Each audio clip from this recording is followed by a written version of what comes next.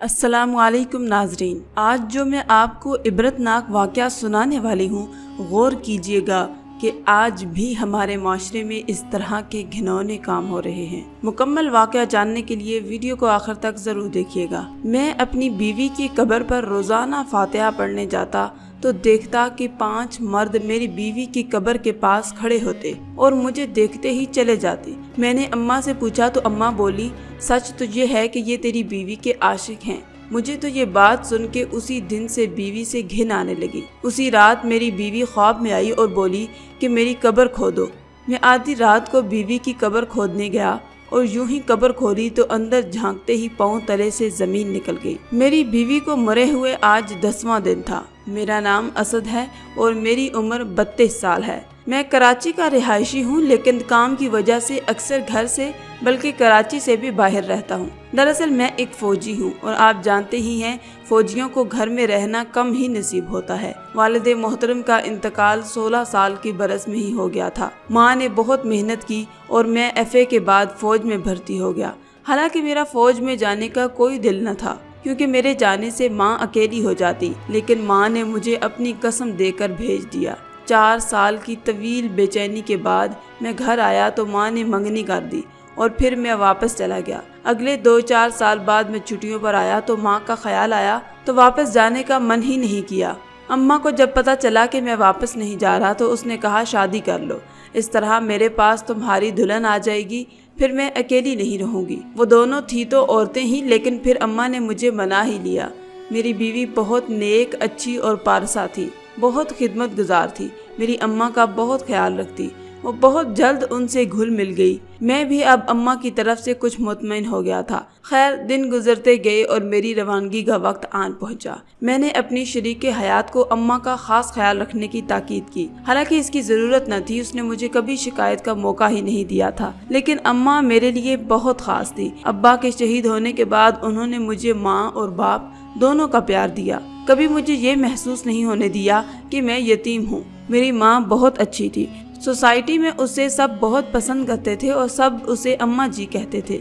जिस दिन मैं जाने लगा तो जैसे ही दरवाजे के बाहर निकला तो देखा कि आगे 2 खवातीन खड़ी हैं। उन्होंने अपने चेहरे नामूस तरीके से छुपाए हुए थे। मुझे देखकर वो एकदम बौखला गई और एक दूसरे से कहने लगी, चल चल यहाँ से चल, हमें आज यहाँ नहीं आना था। मैं नासमझी से उनकी तरफ देख रहा था कि इनमें से एक बोली, माफ़ कर दो बेटा, हम शायद गलत पते पर आ गए हैं, हम चलते हैं। मैं हैरानगी से उनकी तरफ देख रहा था। वो कुछ मशकूक सी लग रही थी। एक ने अपने बाजू में कोई पोटली रखी हुई थी, न जाने उसमें क्या था। मैंने हैरत से सर झटका, क्योंकि मुझे इस किस्म के लोगों से शदीद नफरत थी। मैंने एक नज़र मुड़कर दरवाजे के साथ लगी अम्मा के नाम की नेम प्लेट देखी, जिस पर अम्मा ने देखा अम्मा का नाम वाज़े तौर पर जगमगा रहा था। मैंने दिल ही दिल में कहा, कोई अंधा ही होगा जो इन सब के बावजूद दरवाज़ा खटखटा कर कहेगा कि हम गलत पते पर आ गए हैं। मुझे एहसास हुआ कि मैं काफ़ी देर से यहाँ खड़ा हूँ, मुझे देर हो रही है। मैं जल्दी से दरवाज़ा बंद करके वहाँ से निकल आया और अपने साथियों से मिला और ड्यूटी पर जाने के लिए निकल पड़ा। इस बार हमारी ड्यूटी बागा बॉर्डर के पास लगी हुई थी। दिन गुजरते जा रहे थे। चूँकि जगह तो करीब ही थी तो मैं भी महीने में 1-2 दिन छुट्टी लेकर आ जाता था। आजकल मुल्क के हालात भी अच्छे थे, इसलिए छुट्टी भी मिल जाती थी। अब तो मैं बहुत पुरसकून था। मेरी बीवी मेरे घर और मेरी अम्मा को बहुत अच्छी तरह से संभाल रही थी। कभी कभी तो मुझे उस पर बेहद फख्र होता कि वो तो मेरी उम्मीदों पर पूरा उतरी थी। वरना शादी से पहले मेरे दिल में डर था कि पता नहीं लड़की कैसी होगी, मेरी माँ का ख्याल भी रखेगी या नहीं, क्योंकि आजकल की लड़कियां सास और ससुर को कम ही पूछती हैं, बस घर पर हुक्मरानी जमाकर सास ससुर को किनारे लगा देती हैं। लेकिन मेरी बीवी ने मेरे सारे खदशात गलत साबित कर दिए। उसने पहले दिन ही मेरी माँ को अपनी माँ बना लिया, बल्कि उनको बेटी बनकर भी दिखाया। मोहल्ले की औरतें जब देखने आईं तो उन्होंने कहा, बहन तुझे तेरे काम की वजह से इतनी अच्छी बहू मिली है, वरना आजकल बहुएं कहाँ सास को मुँह लगाती हैं। मैं घर फ़ोन करके खैरियत मालूम करता रहता। उस दिन भी जब मैंने फ़ोन किया उसकी बहुत घबराई हुई आवाज़ आई। वो शदीद रो रही थी और बहुत खौफजदा भी लग रही थी। मैंने उससे पूछा, क्या हुआ, क्यों रो रही हो, सब ठीक तो है ना, अम्मा कैसी हैं, कहाँ है वो, मेरी बात करवाओ। तो आगे से उसने जो कहा वो सुनकर मेरे पैरों तले से ज़मीन ही निकल गई। मुझे ऐसा लगा जैसे मेरा दिल बंद हो गया। मुझे कुछ समझ नहीं आ रही थी कि मैं क्या करूँ। मेरे कानों में तो बस उसी की आवाज़ गूंज रही थी कि अम्मा नहीं मिल रही, पता नहीं कहाँ चली गई। मैं कल से उन्हें हर जगह ढूंढ चुकी हूँ, लेकिन उनका कोई पता नहीं चल रहा। मैंने उससे कहा कि तुम कहाँ थी, तुमने उन्हें कहीं जाने ही क्यों दिया, तुमने इतनी लापरवाही क्यों की? तो उसने कहा कल कुछ औरतें आई थी, वो बहुत घबराई हुई थी। वो आई तो अम्मा उनके साथ जाने को तैयार हो गई। जब मैंने पूछा तो अम्मा ने कहा तुम दरवाजा बंद कर लो, मैं 1 घंटे तक आ जाऊंगी। मैंने पूछा भी कि आप कहाँ जा रही हैं, तो उन्होंने कोई जवाब न दिया। वो बहुत जल्दी में थी और चली गई। मैंने 2 घंटे तक उसका इंतजार किया। जब वो नहीं आई तो फिर मैंने मोहल्ले के हर घर में जाकर पूछा, लेकिन सब लाइल्म हैं। आपको कॉल करने की बहुत कोशिश की, लेकिन आपका नंबर बंद था। मैंने कहा अच्छा तुम हौसला रखो और मुझे बताओ कि अम्मा इससे पहले भी कहीं गई हैं या कल ही गई हैं, क्योंकि मेरे जहन में था कि तन्हाई की वजह से अक्सर अम्मा सोसाइटी में सबके घर आती जाती रहती थी। लेकिन फिर भी परेशान कुन बात थी कि मेरी बीवी ने भी यही कहा, सोसाइटी में अम्मा से सब लोग बहुत मोहब्बत करते हैं तो उन्हें अपने घर बुलाते रहते हैं, लेकिन अम्मा रात को कभी घर से बाहर नहीं गई थी। मैंने उससे कहा कि तुम परेशान ना हो, मैं आने की कोशिश करता हूँ, तब तक तुम सोसाइटी में किसी से पूछो, हो सकता है किसी को कुछ पता हो। उसने कहा जी ठीक है, कहकर फ़ोन बंद कर दिया। मैंने उसे तसल्ली दे दी, लेकिन हकीकतन मैं खुद परेशान था और ऊपर से छुट्टी का भी मसला था, क्योंकि मैं अब 15 दिन पहले घर से होकर आया था। अभी मुश्किल से आधा घंटा ही गुजरा होगा कि मेरा फ़ोन फिर से बजने लगा। देखा तो मेरी बीवी की कॉल थी। मैंने जल्दी से कॉल उठाई तो आगे से मेरी बीवी ने कहा असद अम्मा आ गई हैं। मैंने सुकून का सांस लिया और पूछा कहाँ थी, मेरी बात करवाओ उनसे। उसने फ़ोन अम्मा को दिया तो मैंने अम्मा को सलाम किया और पूछा अम्मा कैसी हैं, आप कहाँ चली गई थी, यूँ बिना बताए। तो अम्मा ने कहा असद बेटा तू परेशान ना हो, मैं ठीक हूँ, इसमें तो अक्ल ही नहीं है, मैं तुझे परेशान कर दिया। मैंने कहा आपने ठीक कहा, मगर परेशानी तो होती है ना अम्मा। उन्होंने कहा बेटा मेरी एक सहेली थी, वो बहुत बीमार थी, मुझसे मिलना चाहती थी तो उसकी बेटियां मुझे बुलाने के लिए आ गईं।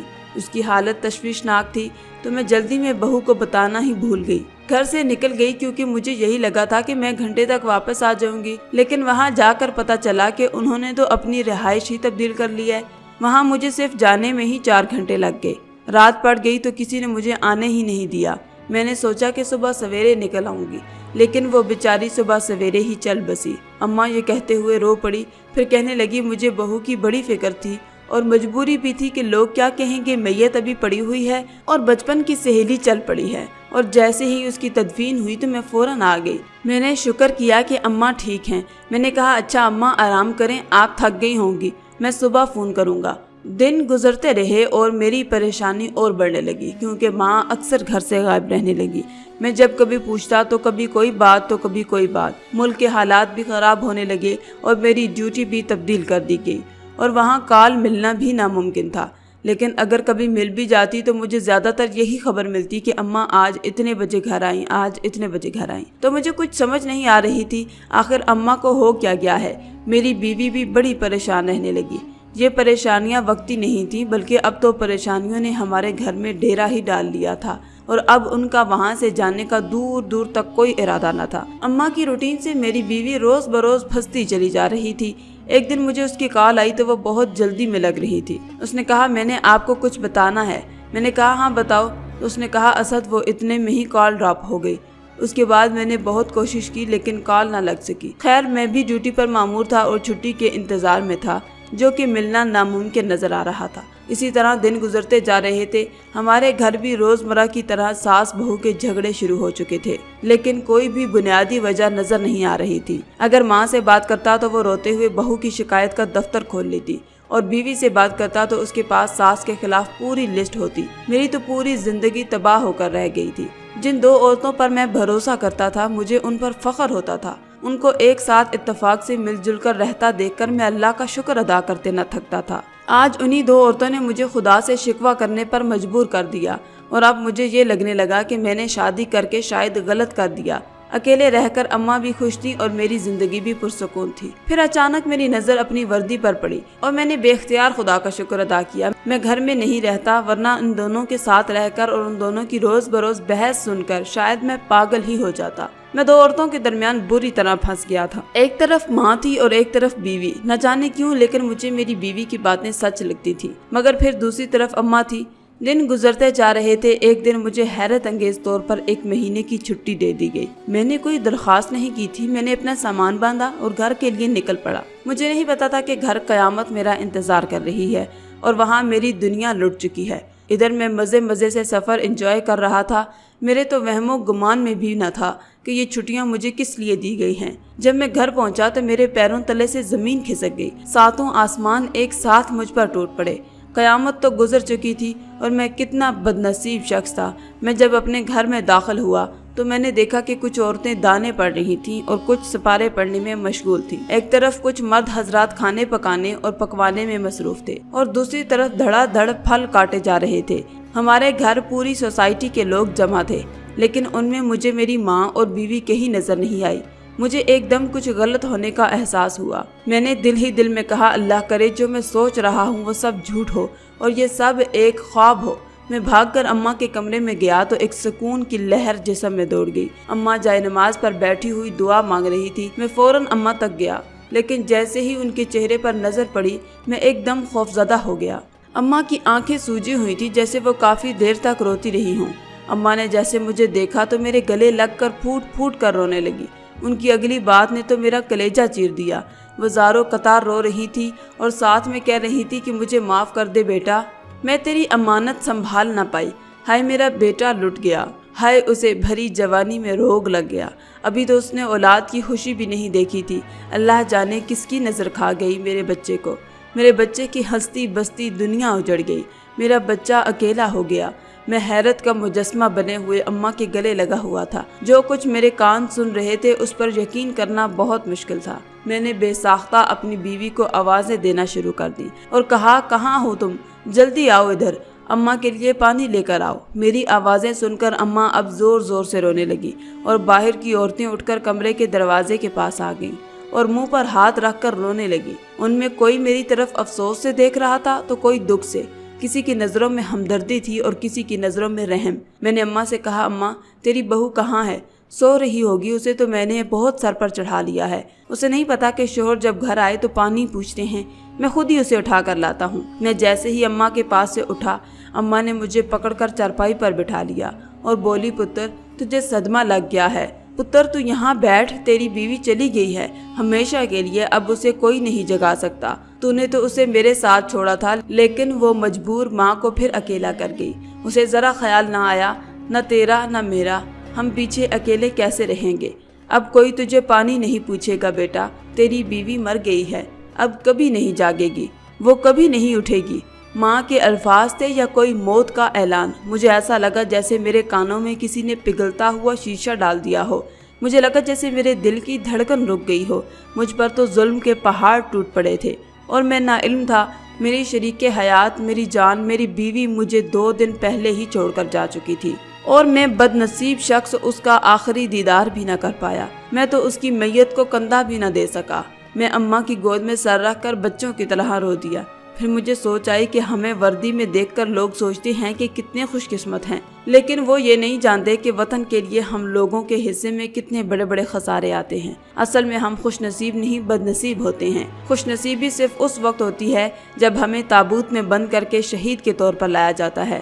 اس کے علاوہ تو ہماری زندگی بد نصیبی ہوتی ہے۔ ہم اپنے عزیز اور رشتہ داروں کو کھو دیتے ہیں۔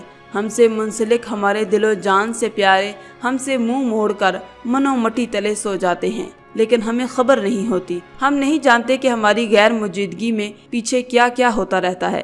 میں جب اپنے دل کا سارا غبار نکال کر اٹھا تو اماں نے کہا، مجھے معاف کر دے بیٹا، میں نے تجھ سے آخری دیدار بھی چھین لیا، لیکن میں کیا کرتی؟ جنازے کی حالت ایسی نہیں تھی کہ وہ 2 دن رکھا جاتا، اس لیے دفنانا پڑا۔ میں اماں کی بات پر چونک پڑا اور اسے پوچھا، کیا مطلب جنازے کی حالت ایسی نہیں تھی؟ کیا ہوا تھا اسے؟ اس کی موت کیسے ہوئی؟ اماں میرا سوال سن کر گڑبڑا گئی، پھر فوراً بولی، وہ اس دن چھت سے کپڑے اتارنے گئی تھی، چھت کی طرف ریلنگ ٹوٹی ہوئی تھی، وہ یہ بات جانتی تھی لیکن پھر بھی پتہ نہیں کیسے وہ اس طرف چلی گئی۔ میں نماز پڑھ رہی تھی، مجھے اس کی چیخ سنائی دی اور ساتھ ہی ایسا لگا کہ کوئی صحن میں آ کر گر گیا ہو۔ میں بھاگی بھاگی باہر گئی تو دیکھا کہ وہ خون میں لت پت پڑی ہے۔ پڑوس والے بھائی صاحب کی مدد سے میں اسے ہسپتال لے کر گئی، تب پتہ چلا کہ اس کا سر بری طرح سے پھٹ گیا ہے، پسلیاں اور کمر کی ہڈیاں چور چور ہو گئی تھی۔ وہ 20 منٹ زندہ رہی اور پھر چل بسی۔ یہ کہتے ہوئے اماں ایک بار پھر رو پڑی۔ میں نے ان کو تسلی دی اور کہا، میں قبر پر جانا چاہتا ہوں۔ اماں نے ایک پڑوسی کے ساتھ مجھے قبرستان بھیج دیا۔ میری بیوی کی قبر ایک کونے میں بنی ہوئی تھی۔ मैं काफ़ी देर वहाँ बैठकर अपना दिल हल्का करता रहा और फिर उठकर घर आ गया। आज उसके तीसरे की दुआ थी। दुआ के बाद रात में मैं और अम्मा बैठे हुए थे। पड़ोस से खवातीन आ गई और कहा, बेटा तेरी अम्मा तेरी बीवी का आज तीसरा दिन रो रही हैं।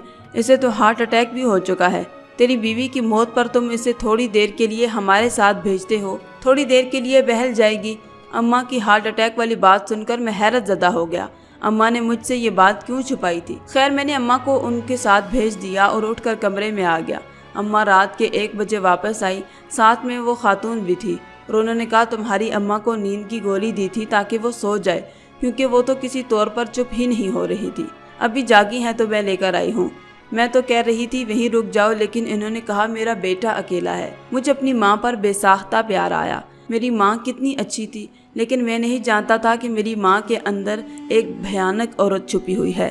आज मेरी बीवी की मौत को 10वां दिन था। मैं रोज़ाना उसकी कब्र पर फातिहा पढ़ने आता था, लेकिन वहाँ जाकर मुझे जो देखने को मिलता उससे मुझे बहुत हैरत होती। मैं बहुत ज़्यादा सोचता, लेकिन मुझे कुछ भी नहीं समझ आती। मैं जब भी उसकी कब्र पर आता तो देखता कि वहाँ 5 आदमी खड़े हैं। मुझे देखते ही वो वहाँ से भाग जाते हैं। मैं बड़ा परेशान होता, आखिर ये लोग कौन हैं और यहाँ मेरी बीवी की कब्र पर क्यों खड़े हैं। आज भी मैं उसकी कब्र पर आया तो देखा कि वो 5 आदमी फिर से वहाँ खड़े हैं और मुझे देखते ही वो वहाँ से चले गए। मुझे बहुत तजस्सुस हुआ। मैंने सोचा कि अम्मा से पूछता हूँ आखिर माजरा क्या है। जब मैं अम्मा से पूछने आया, अम्मा ने कहा, बेटा दरअसल बात यह है कि वो तेरी बीवी के आशिक थे। उसके मरने के बाद भी उन्होंने उसका पीछा नहीं छोड़ा। मैं अम्मा की बात सुनकर हैरत से उनकी तरफ देख रहा था। अम्मा ने कहा, यही सच है, और दूसरा इसलिए क्योंकि उसे मैं अपनी मर्जी से ब्याह कर लाई थी। अगर मैं तुझे कुछ भी बताती तो मुझे कसूरवार ठहराता कि अम्मा तू मेरे लिए कैसी लड़की लाई है, लेकिन अब छुपाने का कोई फ़ायदा नहीं। मैं तुझसे बहुत शर्मिंदा हूँ। मैंने अम्मा से कहा, आप शर्मिंदा ना हों, आपकी कोई गलती नहीं। मुझे बेसाख्ता अपनी बीवी से घिन आने लगी और मैं उसे शदीद नफरत करने लगा। उसी रात वो मेरे ख्वाब में आई और मुझे कहने लगी कि मेरी कब्र खोल कर देखो। मैं हैरत से उठकर बैठ गया। ये कैसा ख्वाब है? वक्त देखा तो रात के 2 बज रहे थे। मैं हिम्मत करके उठा और कब्रिस्तान की तरफ चल पड़ा। मैं जाकर जैसे ही कब्र खोली तो अंदर का मंजर देखकर मेरा दिल बंद हो गया। अंदर एक कब्र नहीं बल्कि एक कमरा था, जिसमें हल्की नीली और सुर्ख रंग की बत्ती जल रही थी। एक दायरा बना हुआ था जिसमें मुख्तलिफ खोपड़ियाँ और मोमबत्तियाँ पड़ी हुई थी। एक औरत के बाल उसके चेहरे पर पड़े हुए थे, इसलिए उसका चेहरा ढका हुआ था। मैंने आगे देखा तो मेरी आंखें हैरत से फटने लगी। आगे मेरी सोसाइटी ही की कुछ औरतें सर झुकाए बैठी हुई थी। मैंने हैरानगी से दोबारा अपनी नज़रें उसी कमरे में दौड़ाईं तो एक कोने में नजर आने वाले मंजर ने मेरी रूह खींच ली। कोने में मेरी बीवी को रस्सियों की मदद से बांधा गया था और एक औरत उसके मुंह में मुसलसल कुछ डाल रही थी, जिसे वो मुंह बंद करके अंदर जाने से रोक रही थी। मैंने एकदम से फोन निकाला और पुलिस को कॉल की। मैं नहीं जानता था कि अभी तो मेरे ऊपर मुसीबतों के पहाड़ टूटने हैं। नीचे वाली मखलूक नहीं जानती थी कि उनके सर से छत उड़ चुकी है। मैंने पुलिस के आने का इंतजार करते हुए इधर उधर का जायजा लेना शुरू कर दिया। बेशक मैं फौजी था, लेकिन अकेला इन पागल औरतों में उतरना किसी बेवकूफ़ी से कम नहीं था। मैं चलते चलते कब्र के किनारे वाली तरफ आ गया तो मुझे एक हैरत का झटका लगा। वहाँ से सारा घास फूस गायब था। मैं नीचे उतरा तो सारा मामला मेरी समझ में आ गया। इस तरफ से खुफिया दरवाज़ा बनाया गया था, जिसको दिन में लकड़ियाँ और झाड़ियों की झड़ से चपा दिया जाता था। मैंने सोचा कि ये क्या मामला है, मेरी बीवी जिंदा है जबकि माँ ने कहा था कि वो मर गई है और उसकी कब्र की जगह ये कमरा। इतने में पुलिस आ गई। जब पुलिस और मैं दरवाज़ा खोलकर अंदर गए तो तब अंदर वालों के होश उड़े। वो सारी औरतें वहाँ से मुंह छुपाकर भागने लगी, लेकिन पुलिस ने सबको पकड़ लिया। इंस्पेक्टर ने उस चेहरा छुपाई औरत को पकड़ा तो वो चीखने लगी और कहने लगी कि मुझे छोड़ दो, तुम मुझे जानते नहीं हो, मैं अम्मा बी हूँ, अम्मा बी। सब मुझे अम्मा बी के नाम से जानते हैं और सिर्फ 2 रातें, इसके बाद मैं इसकी बलि चढ़ाकर अमर हो जाऊंगी। इसका इशारा मेरी बीवी की तरफ था। अम्मा बी के नाम पर मैं चौंक पड़ा। मैंने एकदम आगे बढ़कर उस औरत के चेहरे के आगे से बाल हटाए। मुझसे अपने पाँव पर खड़ा होना मुश्किल हो गया, क्योंकि वो अम्मा बी कोई और नहीं बल्कि मेरी ही माँ थी। मेरे लिए यकीन करना मुश्किल हो गया, क्योंकि मेरी माँ तो 5 वक्त की नमाजी और तहज्जुद गुजार थी। फिर ये शैतान औरत कैसे बन गई? पुलिस उन सबको पकड़ कर ले गई। मैं अपनी बीवी के पास गया जो बेहोश हो चुकी थी। मैंने उसे रस्सियों से आज़ाद किया और घर ले आया। अब मुझे बीवी के होश आने का इंतजार था। जब उसे होश आया तो उसने जो कुछ मुझे बताया वो सुनकर मेरे औस्तान खता हो गए। मेरी बीवी ने कहा, मेरी सास तो बड़ी नेक और तहज्जुद गुजार थी, हर एक के काम आती थी, इसलिए اس کے ہاتھ میں اللہ نے شفا رکھی تھی۔ وہ لوگوں کو دم کرتی تھی جس سے لوگوں کو شفا ملتی تھی۔ آہستہ آہستہ لوگ میری ماں کے پاس آنے لگے۔ وہ ماں کو بدلے میں پیسے وغیرہ دینے کی کوشش کرتے تو میری ماں کہتی میں تو صرف اللہ کا کلام پڑھتی ہوں اور اس کے پیسے میں کیوں لوں۔ اس طرح جب وہ اس دن دم کرنے گئیں تو اس بہروپی ایک کافر عورت نے میری ماں کو مار دیا، کیونکہ وہ ایسی جگہ لینا چاہتی تھی جو بہت اچھی ہو، یعنی جس کی قدر ہو، اور وہ اس کی آڑ میں اپنا گھنونا کام انجام دے سکے۔ اس نے نہ جانے کب سے اماں پر نظر رکھی ہوئی تھی۔ اماں کی ساری عادتوں اور ساری باتوں کا اسے علم تھا، اسی لیے اس نے اماں کو مار کر ان کی جگہ لے لی۔ اس میں اس کے ساتھ کچھ عورتیں اور بھی شامل ہیں جو اسی سوسائٹی میں رہتی ہیں۔ ایک دن جب وہ عورتوں سے بات کر رہی تھی تو میری بیوی نے چھپ کر سب کچھ سن لیا اور مجھے بتانے کی کوشش کی، لیکن رابطہ نہ ہو سکا۔ مگر اس عورت کو پتہ چل گیا کہ میری بیوی سب جان گئی ہے۔ اس نے کہا اسے راستے سے ہٹانا پڑے گا۔ وہ مجھے مارنے لگی۔ اس کے ساتھ ہی دوسری عورتوں نے کہا کہ ہمیں تھوڑے دن بعد ایک بلی کی ضرورت ہے، کیوں نہ اسی کی دی جائے۔ چنانچہ انہوں نے مجھے لے جا کر اپنے اس کمرے میں بند کر دیا اور یہاں میری موت کا ڈرامہ کیا۔ میں یہ سب سن کر حیران رہ گیا۔ مجھے اپنی ماں کی بہت یاد آئی۔ میں اپنی بیوی کی گود میں سر رکھ کر لیٹ گیا۔ صبح میں نے انسپکٹر کو کال کر کے سارا معاملہ بتایا اور درخواست کی کہ اس عورت کو پھانسی کی سزا دی جائے۔ ہمارے درمیان کب کیسے لوگ گھس جاتے ہیں ہمیں کبھی بھی پتہ نہیں چلتا۔ جب تک ہماری آنکھیں کھلتی ہیں تب تک بہت دیر ہو چکی ہوتی ہے۔ ناظرین، آج کی یہ سٹوری آپ کو کیسی لگی نیچے کمنٹ باکس میں ضرور بتائیے گا۔ آج کی اس ویڈیو میں تھا بس اتنا ہی۔ مزید اسلامی ویڈیوز حاصل کرنے کے لیے اللہ کی شان چینل کو سبسکرائب کر دیں اور ساتھ میں موجود بیل کے آئیکن کو دبا کر آل پر کلک کر دیں۔ شکریہ۔